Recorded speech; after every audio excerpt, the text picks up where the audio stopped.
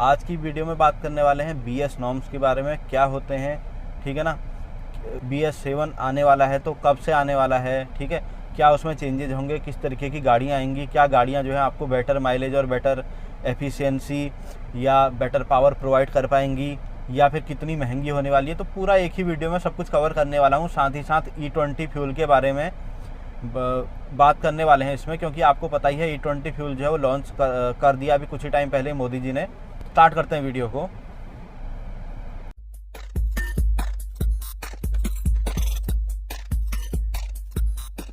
Hello guys, तो जैसा कि आपको पता है BS का मतलब होता है भारत स्टेज, ठीक है। ये एक तरीके के एमिशन नॉर्म्स होते हैं। अब एमिशन नॉर्म्स क्या होते हैं, देखो गाड़ियों में हम जो इंजन यूज़ करते हैं ना आजकल, वो होता है इंटरनल कंबस्टन इंजन।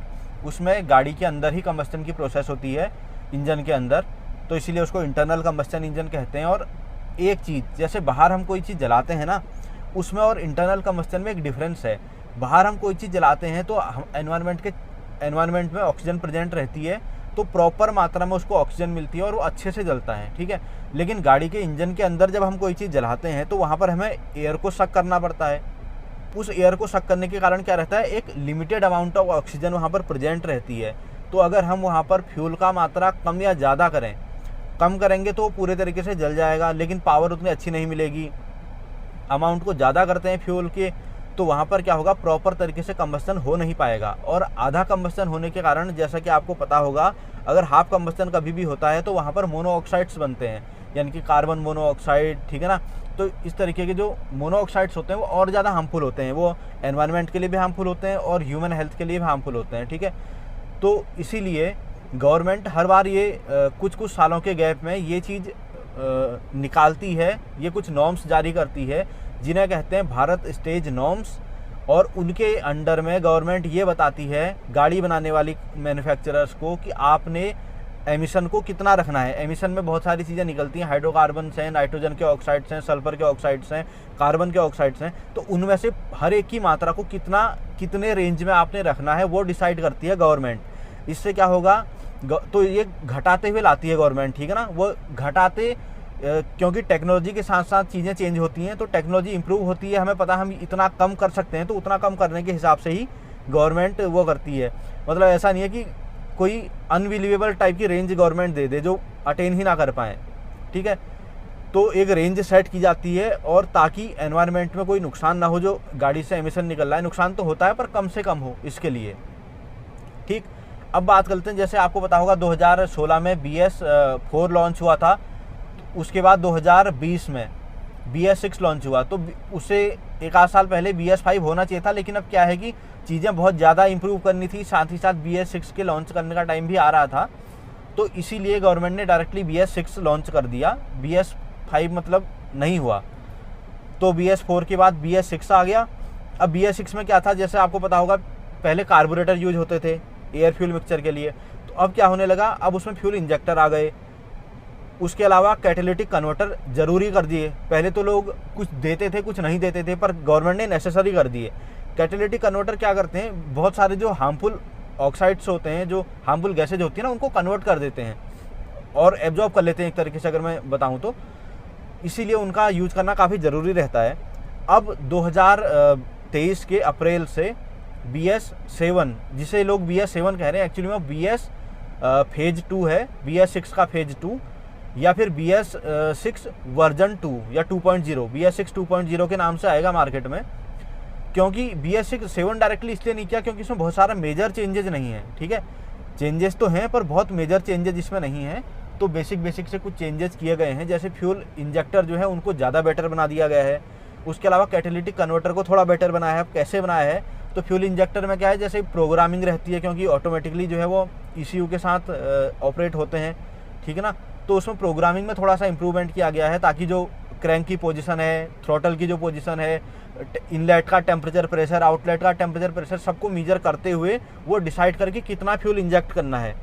फ्यूल की मात्रा अगर सही रहेगी तो पूरे तरीके से फ्यूल का कंबस्टन होगा और निकलने वाली जो गैसेज हैं कम से कम हार्मफुल गैसेज निकलेंगी, ठीक है। उसके अलावा कैटेलिटिक कन्वर्टर में थोड़ा सा चेंजेस किए गए हैं, जैसे कि जो कैटेलिटिक कन्वर्टर है उसमें SCR और LNT दो तरीके की चीज़ें यूज़ की जा रही हैं। तो SCR का मतलब है सेलेक्टिव कैटेलिटिक रिडक्शन, कुछ चीज़ों को सेलेक्टिवली कम किया जाएगा, ठीक है।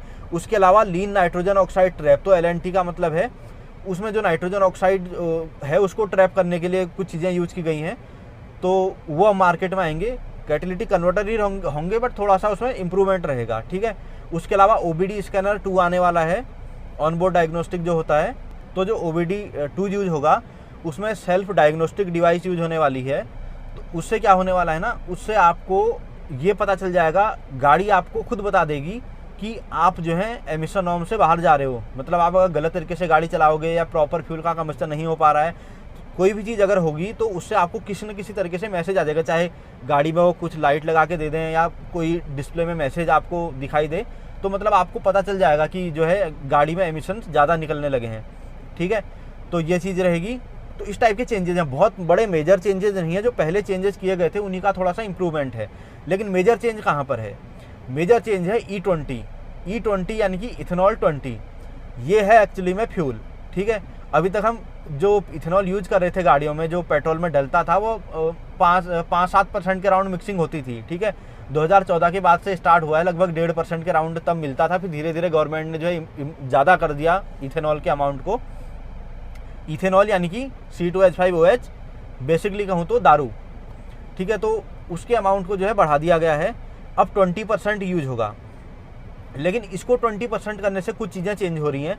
अब क्या चीज़ें चेंज हो रही हैं? सबसे पहले तो गाड़ी में जो E20 से चलने वाली गाड़ियाँ हैं उन पर एक स्टिकर लगा रहेगा, E20 वाली गाड़ी है। साथ ही साथ पेट्रोल पंप में चीज़ें चेंज होंगी। E20 वाले के लिए अलग पेट्रोल पंप बनेंगे और जो अभी तक ओल्ड गाड़ियाँ चल रही हैं इनके लिए अलग होंगे। कारण यह है कि आप अपनी ओल्ड गाड़ी को इथेनॉल 20 वाले पर नहीं चला सकते हो। देखो, इथेनॉल 20 से चलाने के लिए जो कंपनियां हैं गाड़ी की, वो RDE कंप्लाइंट गाड़ी बना रही है। RDE का मतलब है रियल ड्राइविंग एमिशन नॉर्म्स, ठीक है। तो इसमें क्या होने वाला है ना, इसमें इंजन में थोड़ा बहुत चेंज किए जाएंगे। एक्चुअली में आप 20% इथेनॉल जो कि एक बायोफ्यूल है, ये आपको गेहूं से, गन्ने से, कहीं से भी मिल जाएगा। सड़ा के जो दारू बनती है नॉर्मली, वही समझ लो। तो उसको मिलाएंगे पेट्रोल के साथ। तो चेंजेस क्या आने वाले हैं कि अगर इथेनॉल 20% या इससे ज़्यादा मात्रा में होता है तो फ़ायदा इसका यह है कि आपको पावर अच्छी मिलेगी, प्रॉपर तरीके से फ्यूल जलेगा, ठीक है।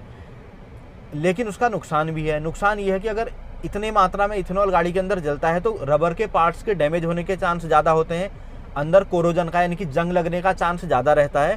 तो इसीलिए जो नई गाड़ियाँ हैं वो इस तरीके से डिज़ाइन हो रहा है उनका इंजन कि उसमें ये प्रॉब्लम ना आए। तो आप अगर अपनी पुराने इंजन वाली गाड़ी में